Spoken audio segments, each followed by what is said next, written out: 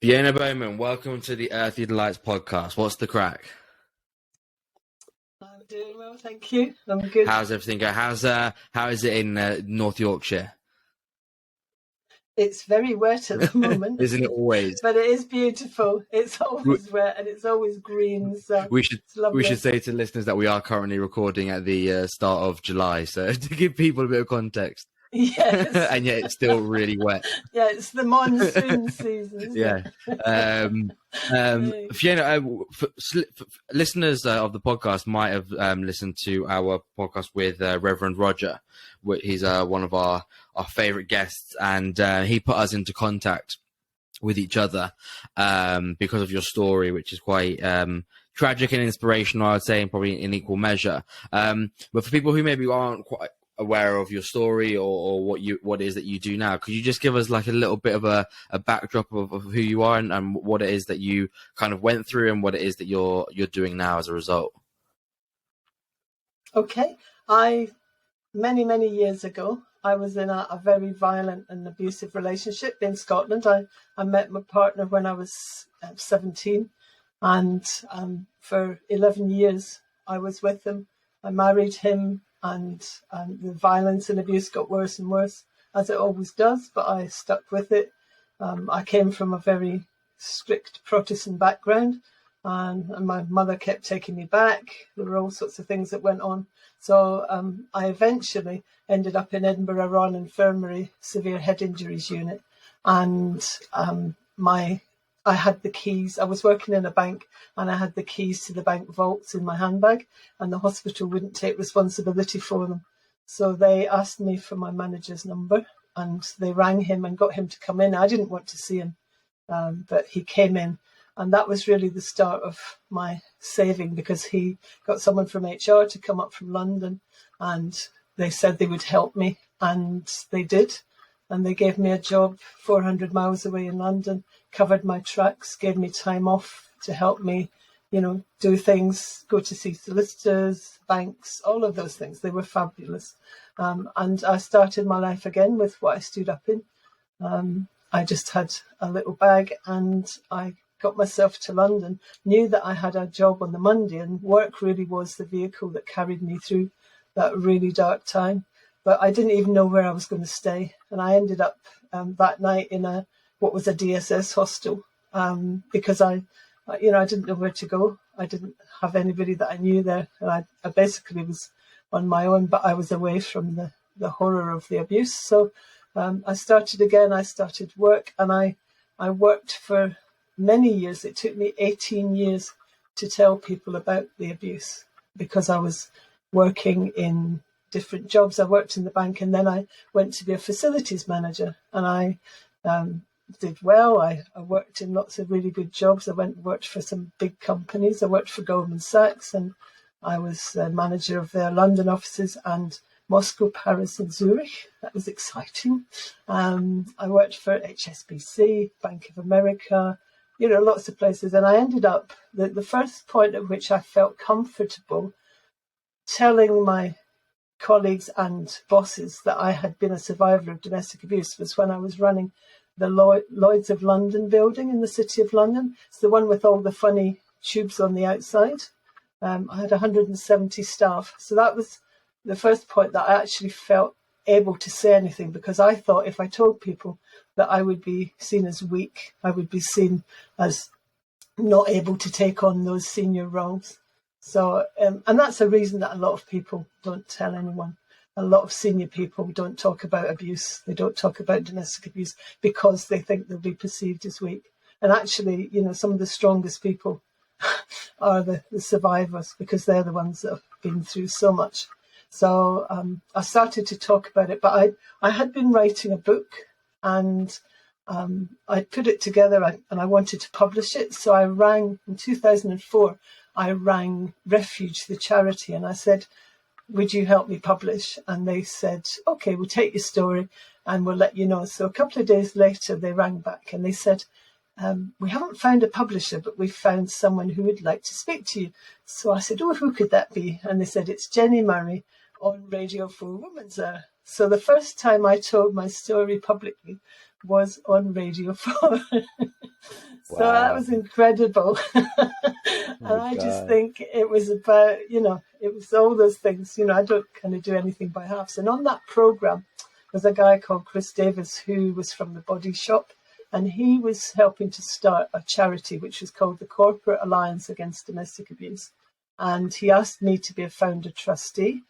And he said that my story was so powerful, about how my employers had helped. And this was the whole point of this new charity, was to try and get employers to help members of staff who were victims and survivors. So I started my first steps into speaking in public were through that. And I still remember the first time I spoke was at a conference in Edgware Road at the Marriott Hotel. It was Local Government Association. And I went along, as you do, check your audio, go and check the venue. So I went and checked the venue, and I thought it was just going to be about 30 people sitting around a table. I thought, it's not going to be a big event. And I went up to the desk, and the girl said, "Oh, we're just about to do sound checks." So I thought, "Oh, that's interesting." So we traipsed along this great big corridor, and she opened the doors to this ballroom, and there were like all these tables, but room for 600 people. And I sort of went, oh, and there were screens up and lecterns, and it was like the BAFTAs. And I just thought, wow, I wasn't scared. I wasn't nervous. It was really weird. I just felt so kind of amazed at what was going to happen. So I got up on the stage that night, started to tell my story. And you know what it's like when you're at something like that? People talk, even if there's a speaker, there's rude people giggling and talking somewhere in the room. And all of a sudden I realised that the whole place was completely silent. You could have heard a pin drop. There was not a sound. And even the waiters had shut the doors and they were standing by the tables. So I finished speaking, and absolutely, as I stopped, people started to stand and clap.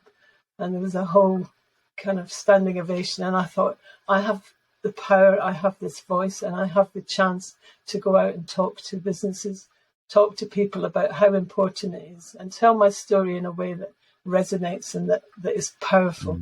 Not in a loud way, not in a shouty way, but just, I think I said that still small voice of calm.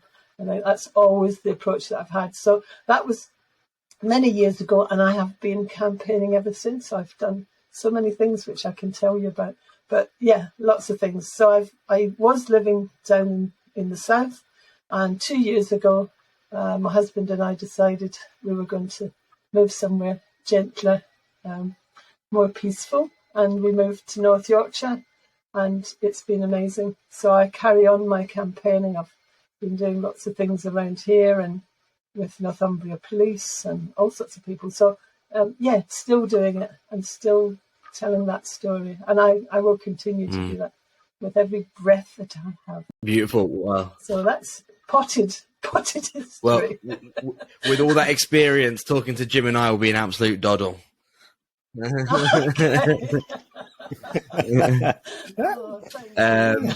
wanted to go. Jim and I we were talking before, and we were wondering how to kind of attack this story and what way we should do it. I think we decided that we were going to try and go through it chronologically if possible, just so that people can kind of follow it and kind of see the evolution, I guess. So I want to take you all the way back. You said that you met the abusive partner when you were 17 in Glasgow, am I correct? Edinburgh, sorry, my bad, in Edinburgh.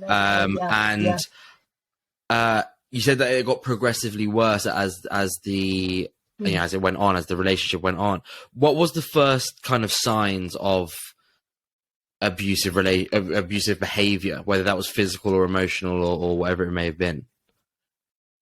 I think, knowing what I know now, the first signs were when I first met him. Right. Very quickly, he wanted to see me every night. He wanted to be there. I was training to be a nurse. I was at college. He wanted to meet me, wanted to come to the college. He was always there. He was always around. He didn't like me nursing male patients. He didn't like me having male colleagues. There were a whole number of things that he didn't like, and he kept turning up.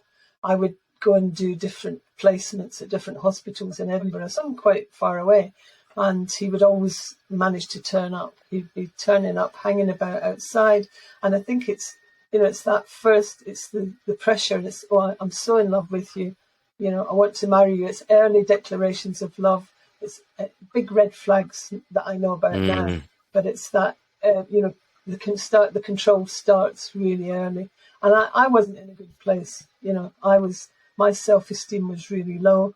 I didn't, I'd never really learned how to say no. I'd never really learned how to challenge someone. I'd come from a background where there were no arguments, and you didn't have arguments with people. So I'd never learned any of those skills. I'd never learned that as a young woman, and I think I wasn't very confident. And he saw that. He saw that I was quite vulnerable, and that's again what perpetrators see. They see someone who's vulnerable, they're naive, they're easily kind of manipulated. And he gradually cut me off from friends and family. He, just started to control my life, wanted me to move in with him. Then after about a year and a half, he got me to leave the course. He convinced me that it wasn't for me and that I needed to go and get another kind of job because, nursing wasn't for me. And there were lots of points in that time where, I wasn't telling anybody what was going on. I was scared of him. I was scared of the retaliation. I was scared. He had hit me by then. He had physically abused me. But it was mental abuse as well. It was the control. It was the verbal abuse. It was the names. It was all of those things. And it just starts very slowly. You don't realise. And it isn't until you're in it that you realise, and then it's kind of too late. But sometimes I know myself as a kind of an intelligent young woman, you think, oh, I can change him. I can make this different. I can change his life. And actually, the point at which I reached where I thought, this isn't going to change, when it got to the point I was in hospital. And that was a progression. That was a whole progression of things. So people don't realise when they start to get with someone who's like that, who's controlling, who always needs to be there, who always needs to know what you're doing, when you're coming back, if you go shopping, where have you been, what have you been doing? And at work, it's really hard because, you're trying to get on with your day job and you're maybe getting phone calls, or nowadays it would be texts, what you're doing, who are you with. It's all that stuff. And it's wrapped up as love. It's wrapped up as, I would never do this to anyone else. You're the only person that makes me this angry because I love you so much. It's wrapped up in that. And I think that's where people, they don't know whether it is love, because this person is so charming, so lovely. Other people go, oh, what a lovely person. How charming, how nice. And they can be. They can be very charming and very nice and very helpful, but actually to you in private, they're being horrible. And so then they start to build that little wall around you where you can't, if you told someone, they'd go, oh, don't think so. He's a nice guy, he's always nice to me. And I think it's that. And then they'll start to discredit you to your work colleagues. They'll start to say things that, there's a whole number of things. It's that coercion and control that carries on. And there are so many different forms of abuse. There's financial abuse, there's emotional abuse, there's verbal abuse, there's sexual abuse, there's, a whole raft of things that go on. And it doesn't happen all the time. You'll have a period of time where it starts to build up, and then there'll be a violent attack. And I always say the hurt is where it stops. And then there'll be calm, and then he'll promise he'll never do it again. And you want to believe him. So you carry on, you keep going, or you go back, or whatever. And it's that, it's a wish that everything could be all right. You want it to be all right. You want things to change. You want things to be better, but it never is. And I think you become really brainwashed. I think that's one of the things. And when I speak, there's a page from a CIA brainwashing manual that I used to show to people, and it was about that. It's all the same things that perpetrators do to their victims. And it just builds up and builds up. And I think you keep hoping that it will be better, and the next time and the next time, and it isn't. And then you stop, you become worthless. You think you are worthless. You don't think you're worth saving. So people, will say to you, you need to leave, you need to go. I was in the opposite camp. My mother kept taking me back. She believed that marriage was for life. and that I had made my bed and I must lie in it. My uncle was the minister of Church of Scotland who married us. So the embarrassment for her, to go to him and say that it hadn't worked, that was worse than me actually, coming to a place of safety.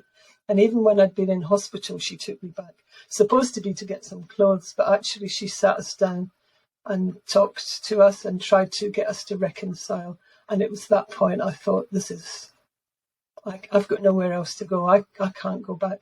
My father was also really elderly, and I was always worried that he would go and do something horrible to him. But what I know now is that mostly perpetrators just focus on the victim. They won't do things to other people. They won't beat other people up. They just beat the victim up. So, yeah, if you think from the very start, and if anybody's thinking about friends or family members who are in a relationship like that and have seen any of those things, somebody once said to me, a policeman I think it was, he said, if it looks like fish and it smells like fish, it's fish. And I think it's the same with domestic abuse. If you think that there's something going on, you're probably right. And the person will deny it. I lied. I had the best lies going. And I got caught out a couple of times. I was on my way to work one day, and it was always that thing in the morning. He would make me late. He would hide my keys. He would have a go at me for what I was wearing. I had makeup on. I had nice clothes on. Who are you seeing? Who are you having an affair with? It was all that. And I would end up getting really upset. And I was often late. And I was on a bus late. And I'd been late lots of times. So when I got to work, I said, I was in Edinburgh. I said, there was a lorry jackknifed on the Gorgie Road. The bus got held up. So they just kind of went, yeah, okay then. So the next day I got on the bus, and would you believe there was a lorry jackknifed on the Gorgie Road and the bus was held up. So I couldn't use that excuse. I had to make another story up. I think I said I'd just been held up or slept in or something. So, there's all these really strange things that happen. But you tell lies about your injuries. You've got black eyes or bruises or whatever. You tell people lies. I walked into a cupboard. I could write a handbook, and so could most other survivors, because you're always trying to justify, and people see it and they kind of know, but they don't ask the second question. They'll say, are you all right? You go, yeah, I'm fine. And then they don't ask anything else. And they don't want to interfere. They don't want to, ask you a difficult question and then be landed with the outcome. I think sometimes people are reluctant to get involved because they don't know what to do. They don't know how to help. And what I say to businesses is, you don't have to be the expert. You don't have to reinvent wheels. You can just point people to the people that are out there. There is a whole raft of support services out there for people that you can go to. And you might never know that you've helped someone. If you put the number of the domestic abuse helpline on the side of the coffee machine, somebody might just use that, or on the back of a toilet door, all these campaigns. That's where sometimes people won't even tell you that they've sought help and you have helped them. And you could save a life. I know that the next time he beat me up, he would probably have killed me, or the time after that. That was how severe the beating was, and the beatings got worse. And I think that's what people know. They know. I've heard people say to me, she's going to come out in a body bag. We know that. And that's appalling. How can you as a family, or how can you as friends of someone know that and still not do anything? So I think there are really good things going on in the community now. I think there is far more awareness from when I started, sort of 18 years ago, starting to campaign. There are many more people who are willing to step out and do something, but people are still scared, and it's still a bit of a taboo subject. But I just think that, workplace, there's something like 65 million people in Britain and 31 million people working. So you've got 31 million people. So if you work on there's a number that people quote, which I don't know how right or wrong it is anymore. 1 in 4 women and 1 in 6 men are at some point affected by domestic abuse in their lifetimes, people in the workplace. So if you work on that, there are around about 6 million people in workplaces who are somehow affected by domestic abuse. Right now, right here, right now. So that's a massive number. And there are 2 women a week, more than that at the moment because of lockdown, but the number was 2 women a week killed by their partners as a result of domestic abuse. If there were 2 women or 2 people a week getting killed at a football ground, there would be, outcry. But because it's happening, and these women have, and men, men are abused as well. And I think it's important to remember that, because there has been a lot of focus on women and girls, but actually there are men who are not talking about it, not coming out and talking about it. And I think if that was happening in another bit of the world, there would be huge outcry. There'd be, the front of the Sun, the Daily Mirror, whatever paper you read, there would be people jumping up and down. But because these people are faceless, people don't know who they are. There's a lady who's actually doing it. She's got a Twitter account. It's called Counting Dead Women. And every time someone is killed, she puts their name on and remembers them. And I think that's quite sad, isn't it? That people are dying and that workplaces could be saving people. They could save lives. And if you went home from work tomorrow and said, "What did you do today?" I saved a life just by reaching out and helping someone. It's incredible. You don't realise the enormity of it, or the power that you have as a person, just a person in the workplace. Large company, small company. I just wanted to take you back to a point that you made there, where you said that most victims always hope that they can be the person who changes the person, and it reminds me, to be fair, of a lot of my friends actually, and a lot of relationships that they're in, where whether it's classed as domestic abuse or just maybe not a fully functioning relationship, but there's problems that are reoccurring, and it's always the hope of, oh yeah, but eventually, I'll change them. And I always used to say to my friends, kind of like tongue in cheek, but I guess what you're saying, maybe it gives it more validity. But I always used to say to my friends, it appears to me that girls want the dickhead, but they want him to change to Prince Charming once he gets with the girl.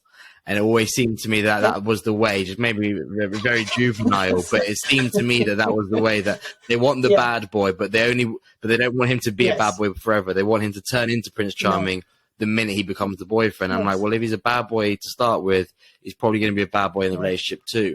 And what do you think that is? Why do you think, first of all, do you think that's kind of inherent to women, that they want to be able to change, or they think that they can change the person?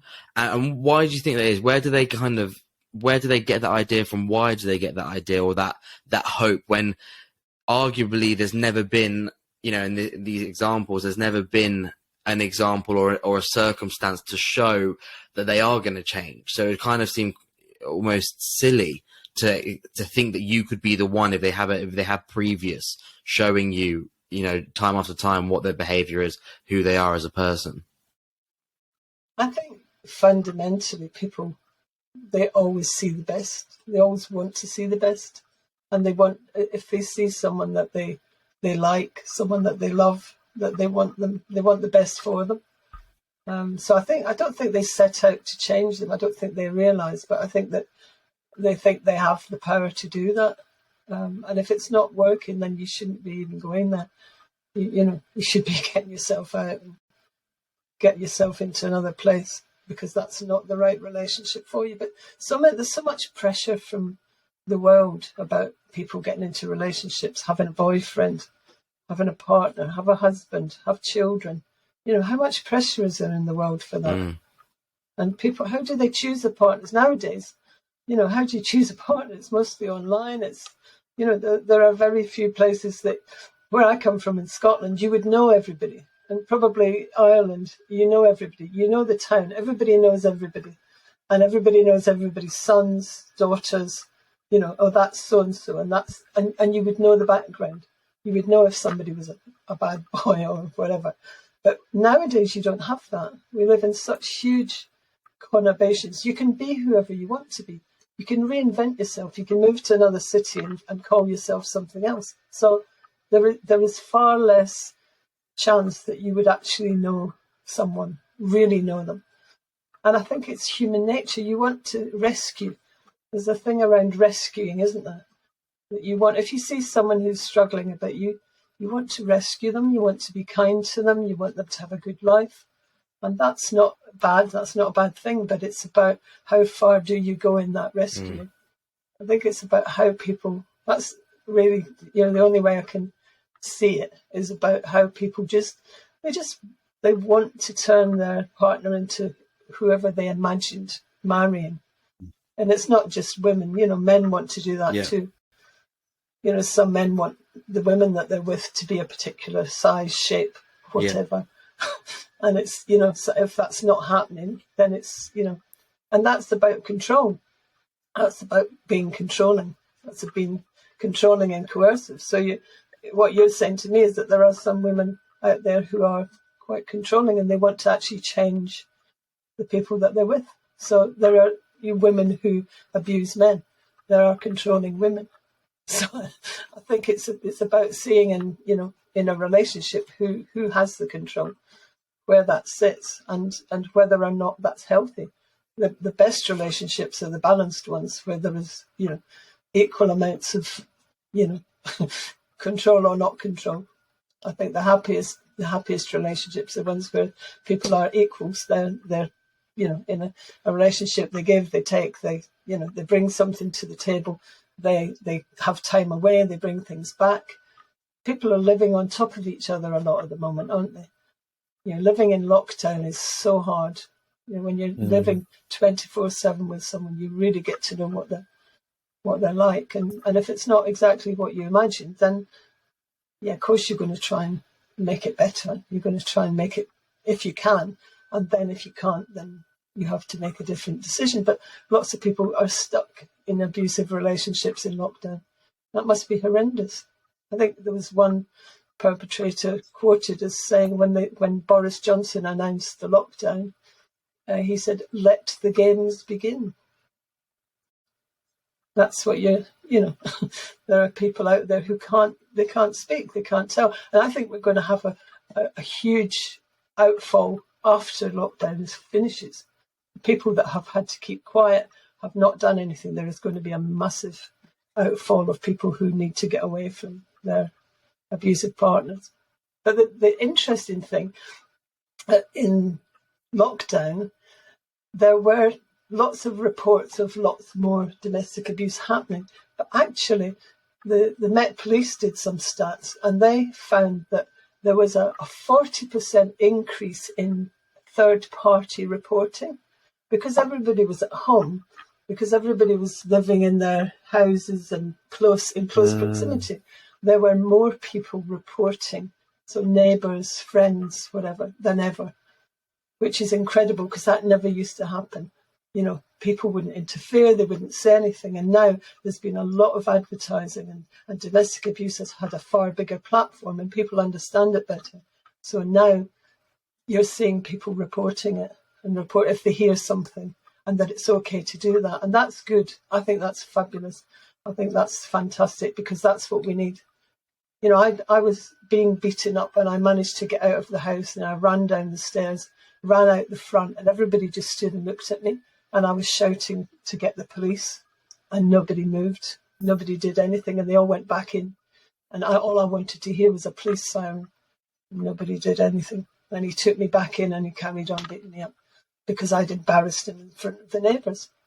And that's how it used to be. But I think if things have changed, if people are more willing to report, if people are more willing to step out, I think that's great. And in workplaces, it's about changing the culture. It's not just about having a domestic abuse policy in the drawer.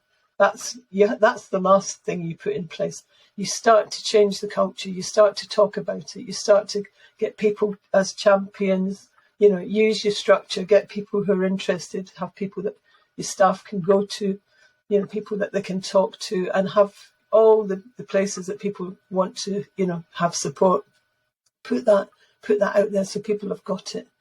And that, if we change the culture, if we change the understanding, that will make a difference. That will help. There's a charity in Essex, Alpha Vesta, who are, through lockdown, I've been doing some work with them, and they started at the beginning of lockdown. They started up this charity to raise awareness in workplaces. And then all of a sudden lockdown happened and they thought, oh, what are we going to do?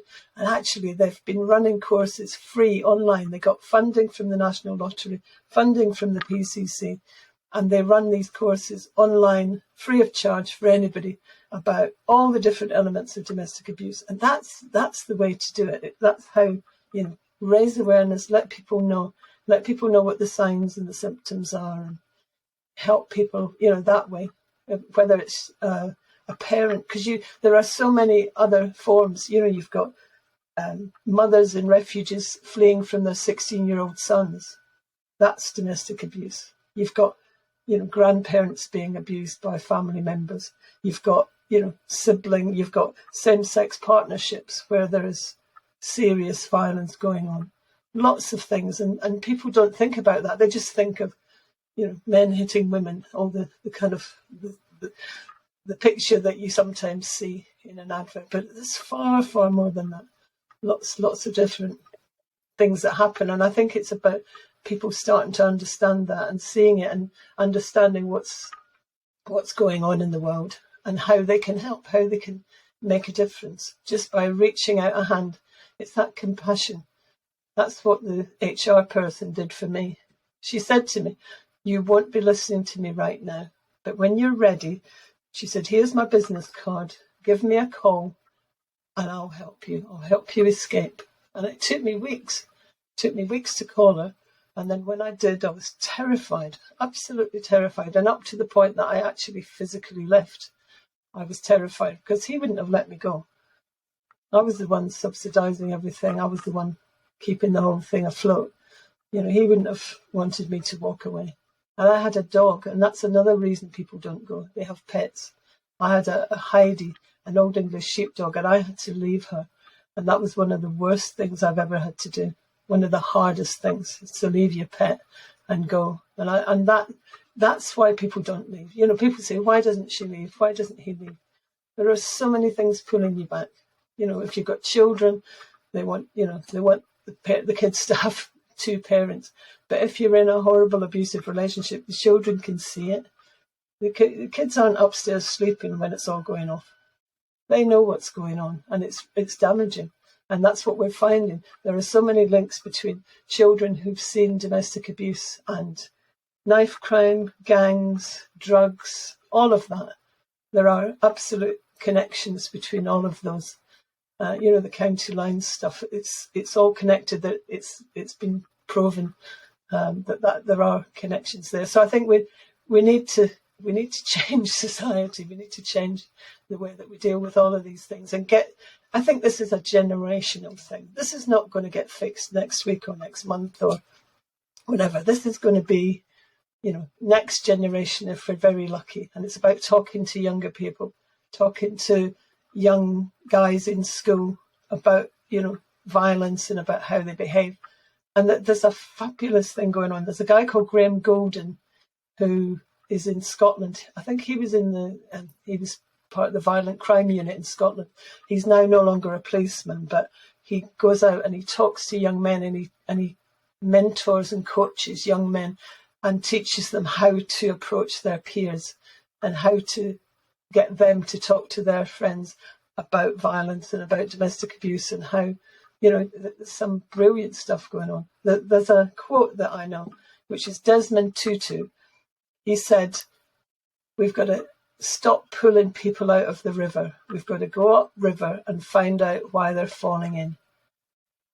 And that's, we've got to start doing something a bit different. There are lots of people doing fantastic work out there, but there's a new domestic abuse commissioner, a lady called Nicole Jacobs. The domestic abuse bill was passed in April, and she's now become fully operational as a commissioner. And she's doing a fabulous piece of work, which is looking at the whole country and looking at the support that's out there and looking at the postcode lottery that exists at the moment about help that's out there. So there are lots of good things happening. The police are doing good stuff. There are lots of, superb people doing lovely things. But I think we just need to move this on a tad.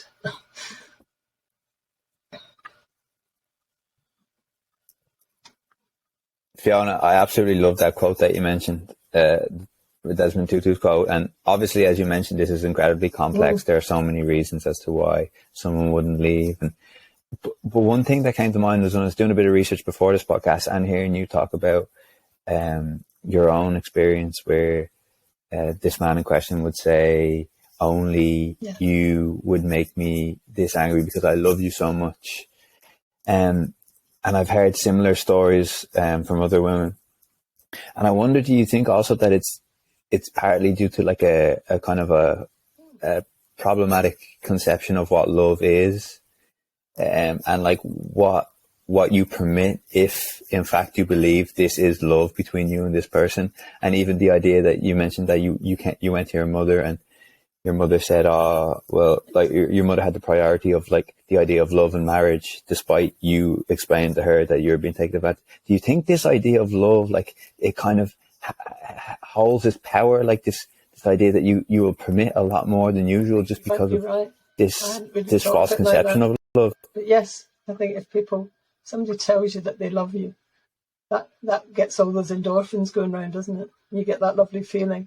And then if that same person does something to hurt you and then tells you that they love you and they've only done it because they love you, because they care about you so much, then they're reinforcing that love thing. So yes, I've never really looked into that as much, as you obviously have. But yes, I think you might be right. I think it's an interesting prospect. Yeah. I think something very similar happens with family members as well, where we're a lot more willing to kind of accept bad behavior or consistent bad behavior from, be that an uncle, a cousin, a sister, a brother, and we kind of inherently just forgive them because they are an uncle, a sister, a brother, a cousin, or whatever. Yes. Whereas if they were a friend, after the second time, maybe you'd stop calling them a friend, but you feel like you have to forgive because, oh no, but you know what Uncle John's like, and he's your uncle, and he'll be over at Christmas, so you feel like, oh, okay, fine. And I feel, and it's probably something very similar, like Jim says, is that when someone says you love them, they love you, sorry, you just accept behavior that you wouldn't do in any other circumstance in reality. Yes, and I think the fact that they make you feel that it is your fault, that it is you, so you're more accepting of it. It's your fault. You've done this. You've behaved badly. You've done something to upset me. So, and you start to think, did I? Have I? It's hard. It's really hard. Somebody asked me after I did a presentation a few weeks ago to Devon and Cornwall Police, which in lockdown it's great because I don't have to jump on a train. I've been all over the place doing things. And somebody asked me, and it was the first time I've ever been asked the question, was about survival. And it was about what was it in you that helped you to survive? Why did you come through this and other people don't? And I think there's a quote that I've seen. It's a Tolstoy. I think, is it Leo Tolstoy?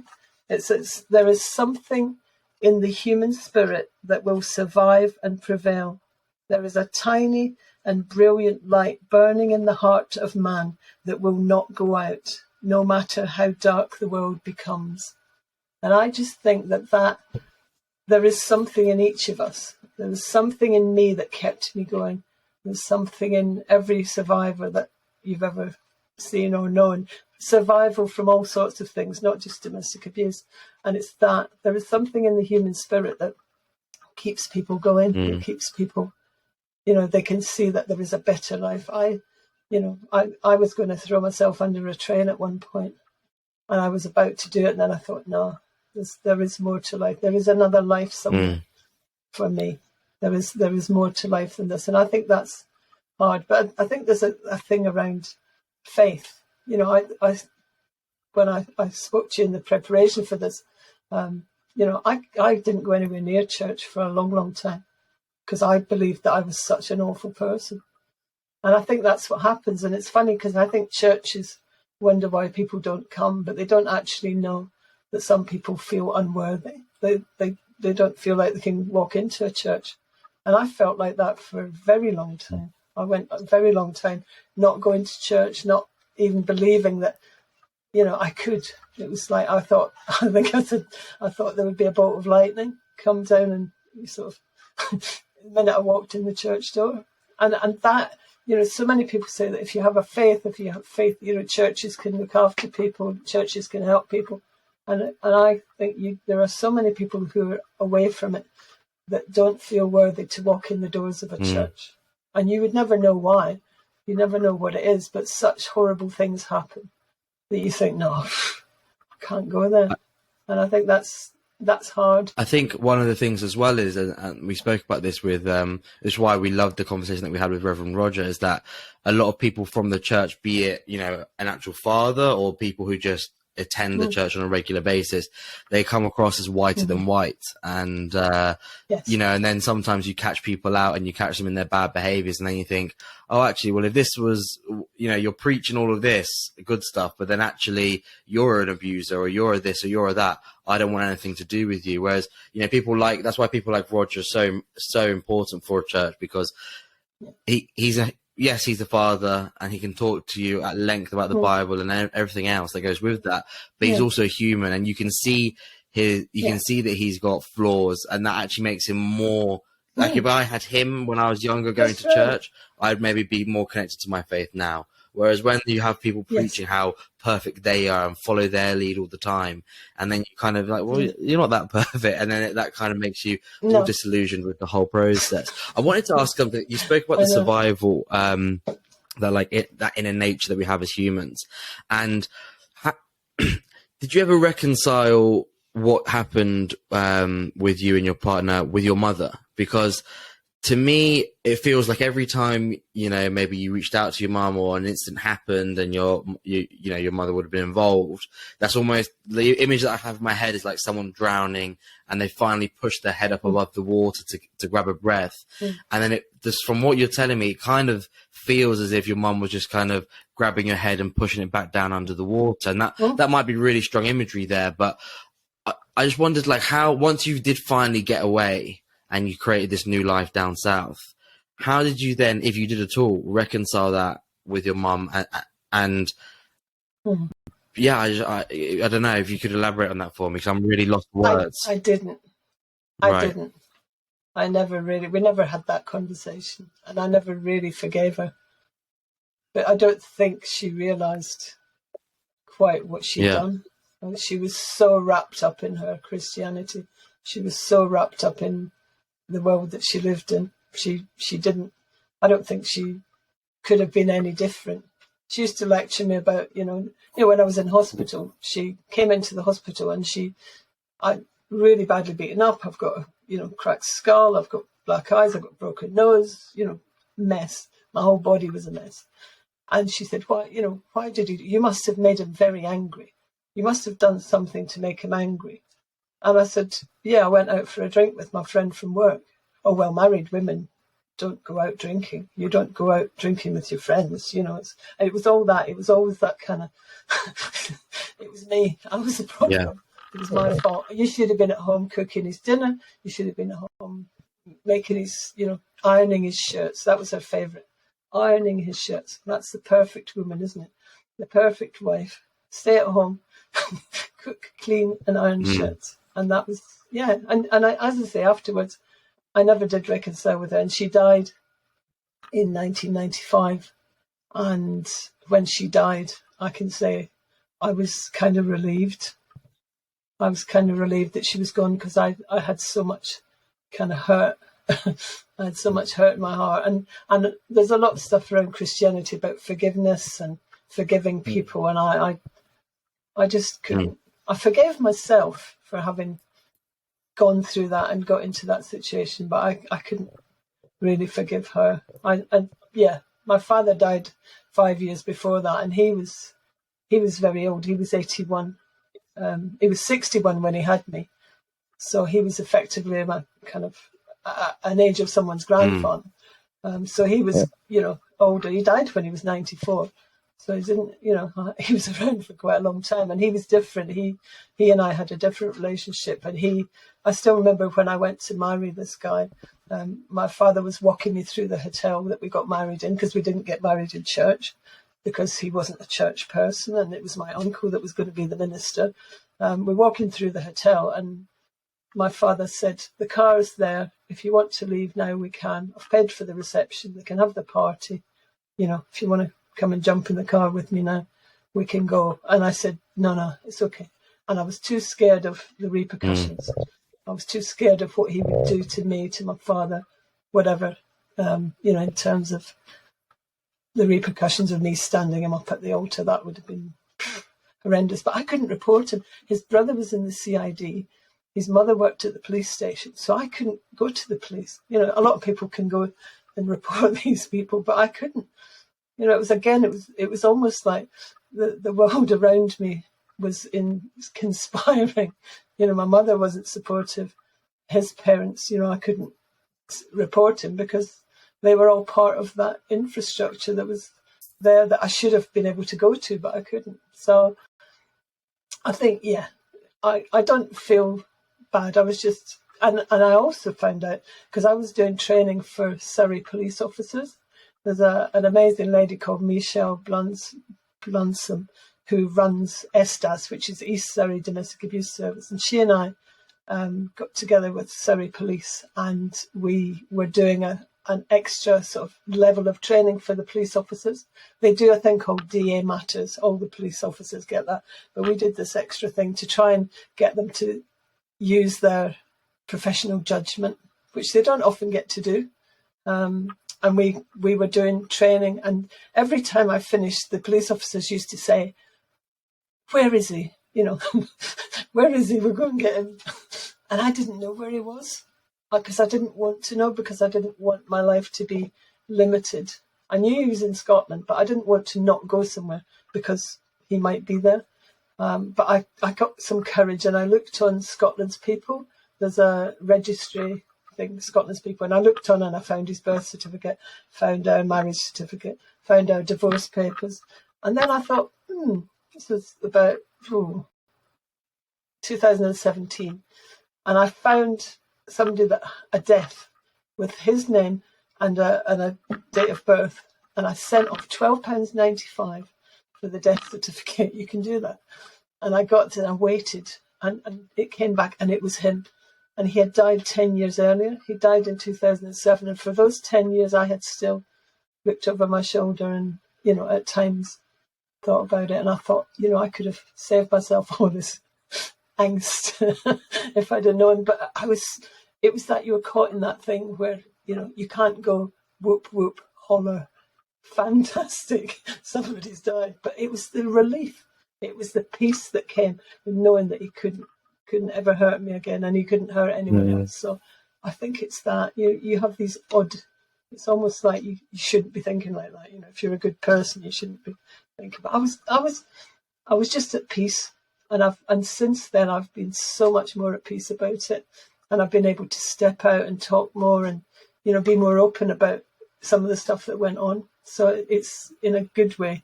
It's a kind of another bit of catharsis.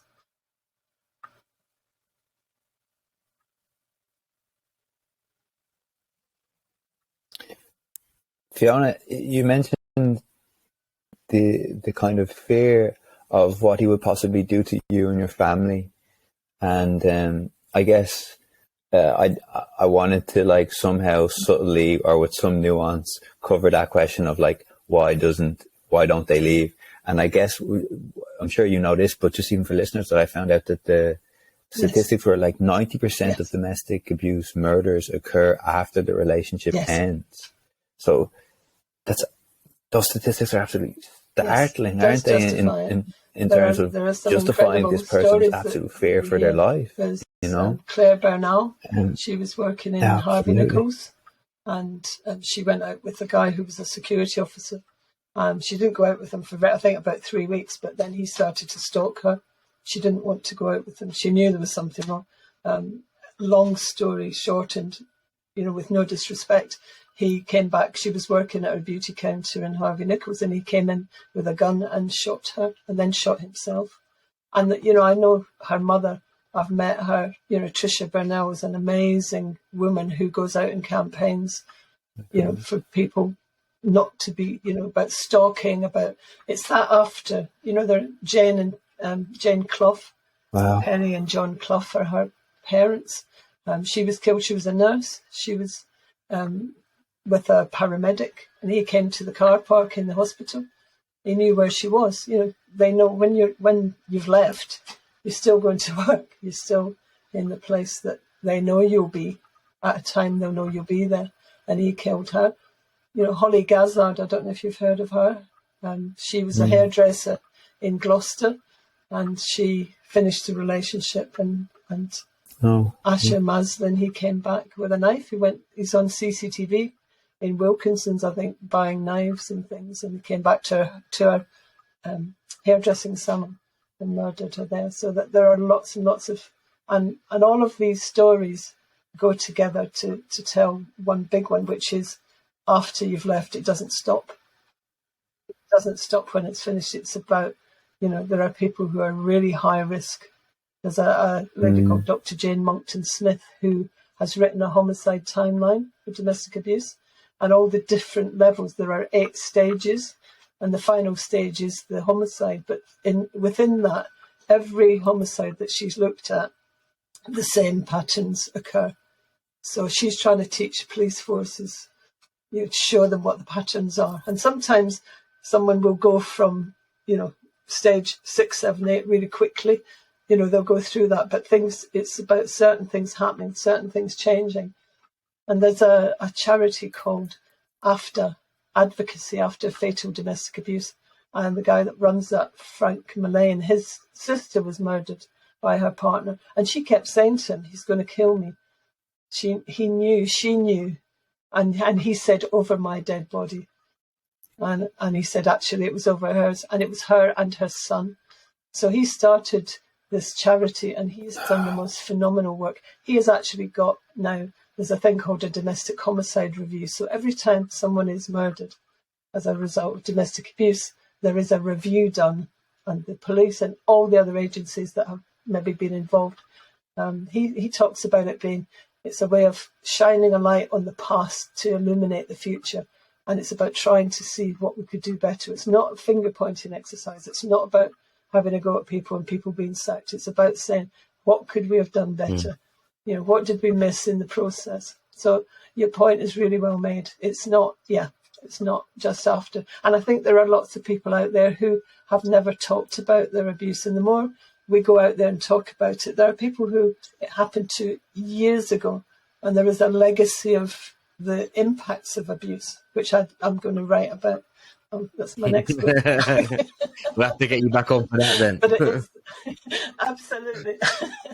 But there's a legacy that goes on for years and years. Things you wouldn't know. I have a titanium strip in my nose, implanted by a surgeon, because my nose was broken so many times that my septum wouldn't stand up. But you wouldn't know. You look at me and I'm like just a normal person. And there are lots of things, that you can talk about. Impacts on health, impacts on pensions. I've moved job. I've had 37 jobs. I'm proud of that, but I've moved around a lot because I was always moving. I was moving because I couldn't deal with conflict in the workplace. I couldn't deal with, bullying, lots of things. So I was always kind of moving on to another job and moving up, and I became really successful. I did well out of it, but it was about not staying in the same place. And lots of people have stayed in the same place and now have, lovely pensions and things. But, people that have escaped abuse and have moved on and moved around a lot, they don't have that. And people don't think of that, really. They don't consider that it might have an impact 40 years later. Fiona, it's really, I'm really glad that you brought that up, because I wanted to ask, how did you mentioned now, you're sat there and you're using your husband's computer, and how do you get to a point? I'm just going to ask bluntly, like, how do you get to a point where you want to be in another relationship? Because ignorantly, just from your story, I just feel like it would be so harrowing that you would just be like, you know what? Not even if you recognize that not all men are domestic abusers, you just be like, I'm perfectly fine without a man, and I'll be that lady with 50 cats, and that will do me. Do you know what I mean? And so the fact that you kind of went back out into the world and looked for a part, how do you get to that point emotionally? I think I wasn't looking for a partner. I didn't want a partner when I met my husband, and we became really good friends and ended up, getting married. But I wasn't looking for someone. I didn't want to get married. I didn't want to have anyone. So I was very clear. But we just, it didn't quite end up like that. And I think it's about, he's had a hard time because I've, 2 or 3 times he's said to me, I'm not Derek. And I've had to go, yeah, actually, you're not. And it's that things come back. He's been very kind. He's been very good to me. And, as I say, he's had a rough time. I think a lot of people who get into other relationships say that they kind of, because of what's happened to them, they react in certain ways. There are certain reactions that you have, and somebody was saying it's like PTSD. I don't think it's that, but there are elements of that where you actually, you do react badly to things. I can't watch boxing. I can't watch fighting. If there's a fight or something in a pub or in the street, I have to disappear. I do the flight thing immediately because I can sense it. I have an uber sensitive antenna for trouble. When people are sort of squaring up to each other, there's something in the air and you know that something's going to kick off. I have that, and I can't be anywhere near it, and I have to go. And my husband is 6'8", and he always says to me, "Oh, for goodness sake, I'm 6'8". What are you worried about? But it's not that. It takes you back. It triggers. It's that triggering. So I think sometimes there are things that trigger, but I think you just live your life in a way that, there will be difficult times, and you start to realise, for a long time I used to wake up sobbing, terrible nightmares and all sorts, and that you kind of work it through. You work through your system, and I've had counselling, and I've had all sorts of things, really good things. I've found some amazing people who've helped me along the way when I've needed it. So it's, I've been lucky. I've had some fantastic people that have stepped in. So I think it's about just recognising that you're not with that same person, and it's not, and life can be good. Life. I have this thing. It's as Gandhi said, be the change you want to see in the world. That's what I like to think. Yeah, I can change something for other people. I'm often running, doing things like that.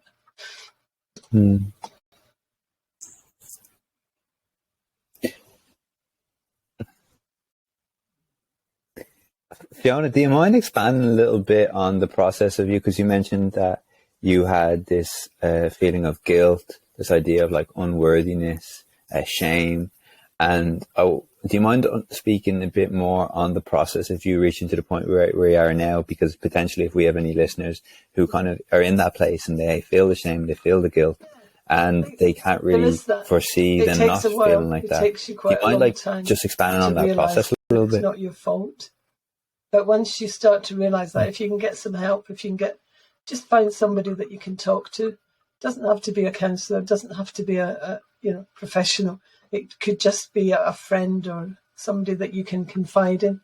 And I think it's about talking things through. There's a cathartic thing around writing things down. That's what I did. I used notebooks and I wrote things down. I wrote stories down and all of that. So I think you have to try and get it out of your head. And I don't know why life, I had so many choices that I could have made whilst I was coming out of that relationship. There were so many times I could have turned a different way and my life would be so different. So every minute of every day we're making choices.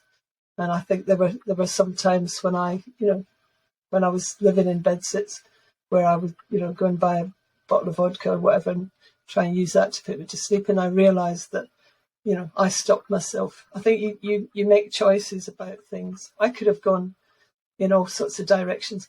I actually chose food as my demon. I've been, using food as a crutch for a long time. And it's about acceptance. It's accepting that, yes, that might be what you do when you're feeling anxious or whatever. You've got to find something that helps you feel a bit better. And I think a compassionate approach. Be compassionate with yourself. Don't beat yourself up about having been in this situation. I think that's so important. There are millions of people who've been through this, and there are millions of people who've come through it, got through the other side. And I always say, look at me. You would never think to look at me and to see me in business and the things that I've done. I'm a freeman of the city of London. I've herded my sheep over London Bridge. It's like, that was incredible. I'm in the worshipful company of security professionals. I'm a liveryman. They've got all these medieval customs, fabulous things. I've done so many things, and I think it makes you like that. It makes you less fearful. It makes you grasp opportunities. I think you grasp opportunities in a way that other people might not. So there's a double side to it. You can hide away. You can feel that, you're not worthy, that you're not a good person. But actually inside of you, there is a good person wanting to come out. And it just takes time. You mustn't rush it. It takes quite a long time. And it takes a lot of tears. And somebody once said to me, it's like going along the road and falling into a hole. So the next time you do it, you know the way out of the hole. And the time after that, the climbing out is easier. So if people are really, depressed or in a dark place, you come along and you go into that dark place again, but then you come out quicker. And I think it's that light at the end of the tunnel, which is not someone with a miner's lamp walking the other way. Somebody said to me, and you go, what is the light at the end of the tunnel? No, I'm sorry I'm being flippant, but I think sometimes people that are in a bad place need to just believe in themselves, just believe that there is a better life out there somewhere, and to see what I've done and say, actually, I could do that. I could be that person. I wasn't different. I wasn't different to anyone else. I just chose different things. I just made, each time you make a choice, you choose a direction that you go in. And I've just been really fortunate. I've found some lovely people in the world. And Fiona, how do you stop the vicious cycle of potentially going from one abusive relationship, whichever form of abuse that takes, be it sexual, emotional, financial, physical, to then going into another relationship which is also abusive, and so on and so on and so on? Because a few people, I'm lucky that I've had have a very healthy relationship and have had for 8 years, and I just got lucky that I chose the right person at 17.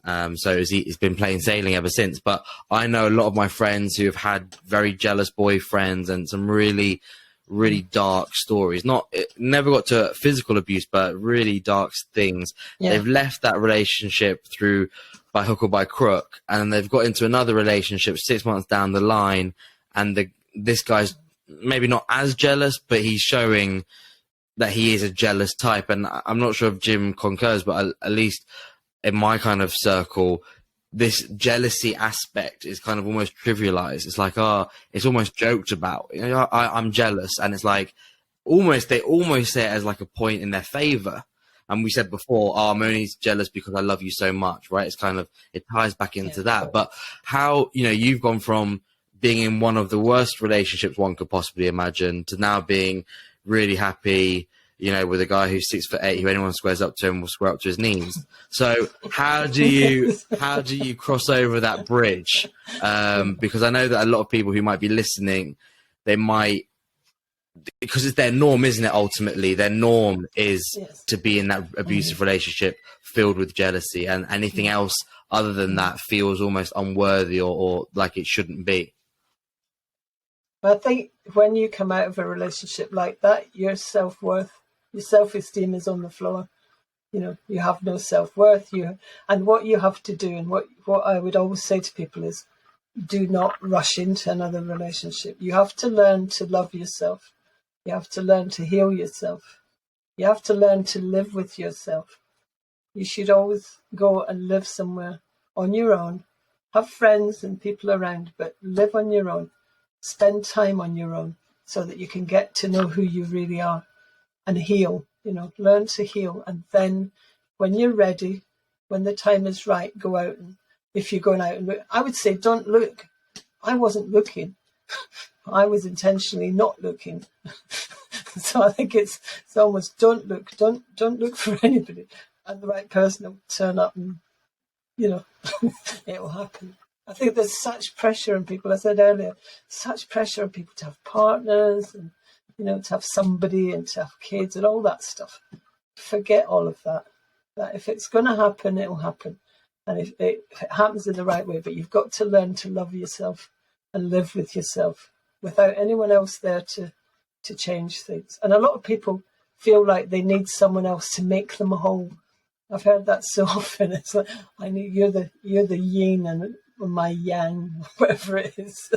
It's not. No, you have to be a whole person. You have to be a whole, functioning, happy, solid person for someone else to come and be part of that life and to live, together, but apart, or do whatever you do. There's good. You got to be in a good place. And lots of people run into another relationship. Often, other perpetrators will kind of come and take over and rescue victims. They'll come along and go, "Oh, I'll look after you, horrible person, dreadful, I'll protect you." And it's like, no, no, don't go there. Don't go there. I have a dream that someday I'll win the lottery and I'm going to get a castle in Scotland on an island and a helicopter. And I'm going to just pick up domestic abuse victims, take them there, de-brainwash them. They'll get to come back when they're thinking straight. It's that. It's that, you're brainwashed. Your brain is not functioning properly. You're not thinking straight and you're not making the right choices. But that's not your fault. I would say to anybody that's out there now, anybody that's listening to this, who is in an abusive relationship, there is life after abuse. There is the person that you are, the essence of you, person that's deep inside there, hidden away because you are so damaged, because you are so hurt, because you are so scared. There is someone there, and you can come out of that, a bit like a butterfly coming out of the chrysalis, and you will blossom somewhere else where people will love you, they will look after you, they'll care for you in the right way, in a healthy way. And I think but it's so easy. If you've got no money, if you're scared, if you're running, you will turn to all sorts of things. But just be careful. Mm-hmm. Try not to jump into the same kind of relationship again. Just think about it.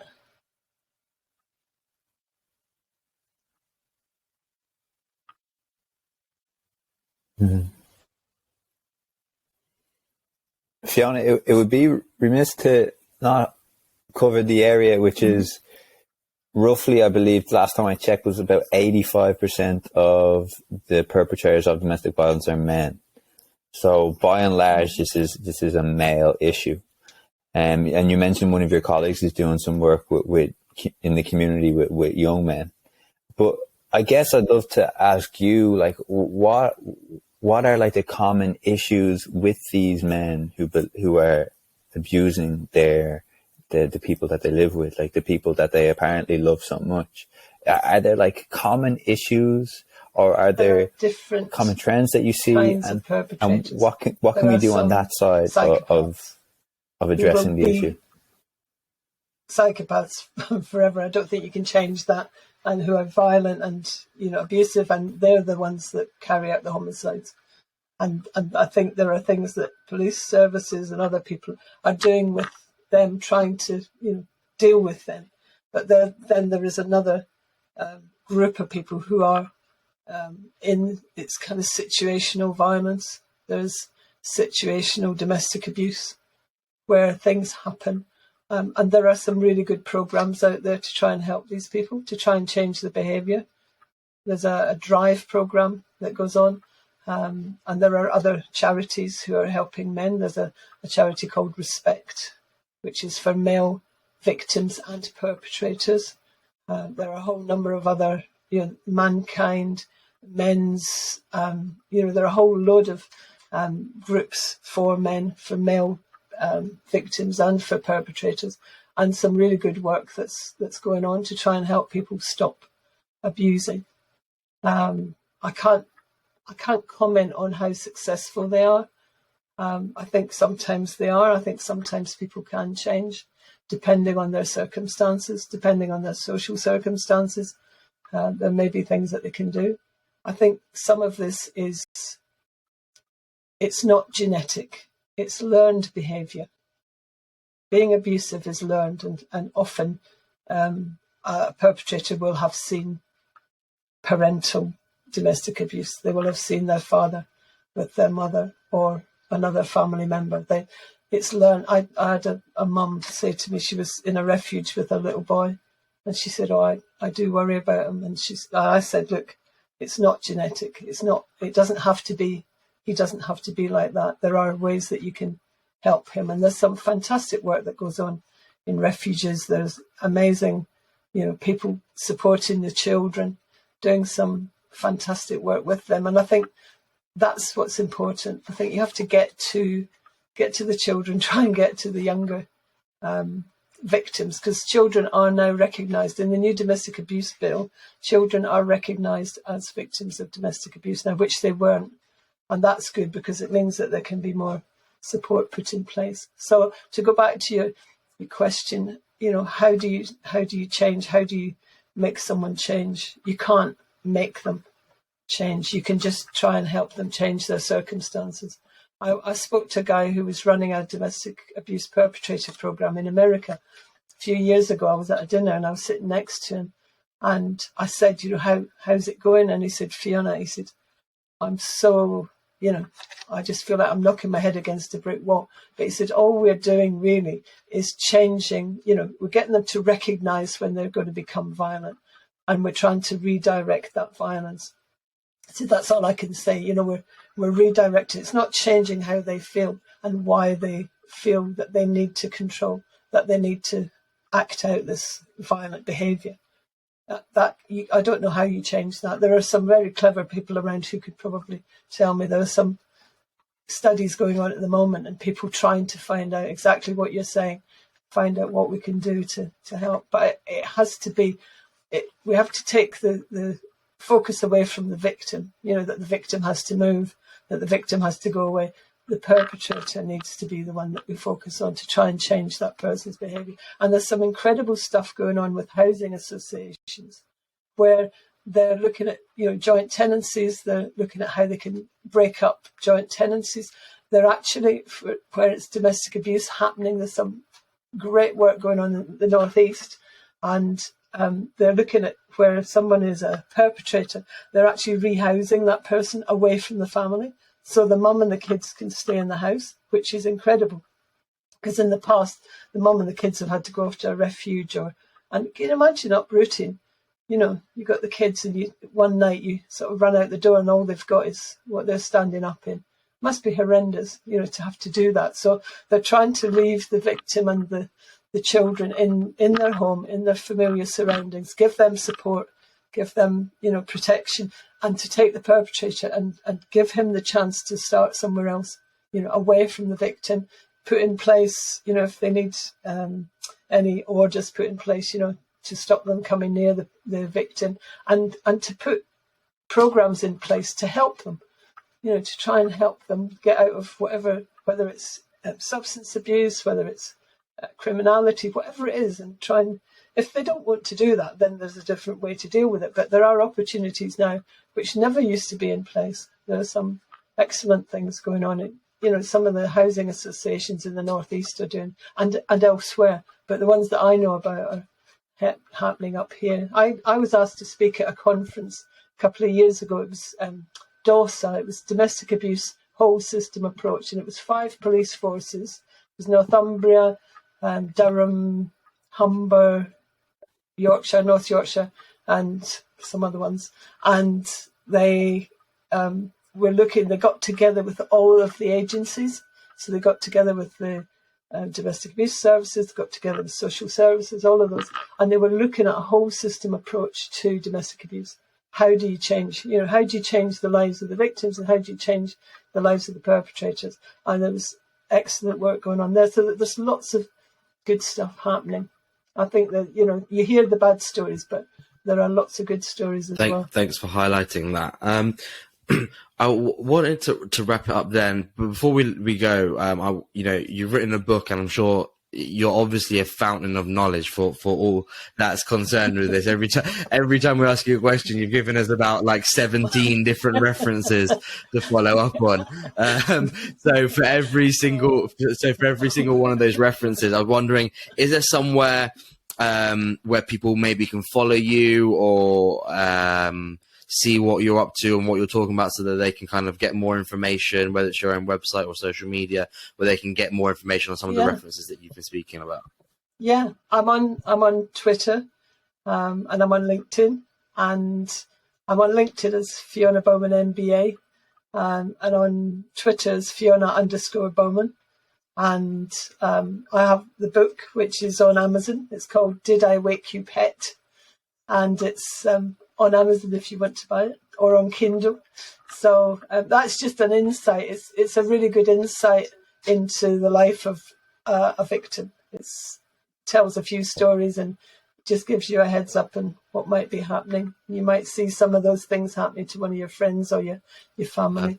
So I do lots of things. If you Google Fiona Bowman, there's about 5 pages of stuff that I've done. Beautiful. But I do it really quietly, round the edges of society. I'm out there and just working away. Beautiful. Well, we'll put all the tags and the links in our description, so anyone who wants to find Fiona on social media or on the internet and find out more information about this, they'll have all of that at their fingertips. And I just want to say before you go, thank you so much for being so generous with your time, and I really, really appreciate it.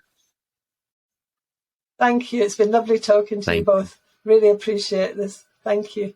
Take care. Yeah, thank you so much.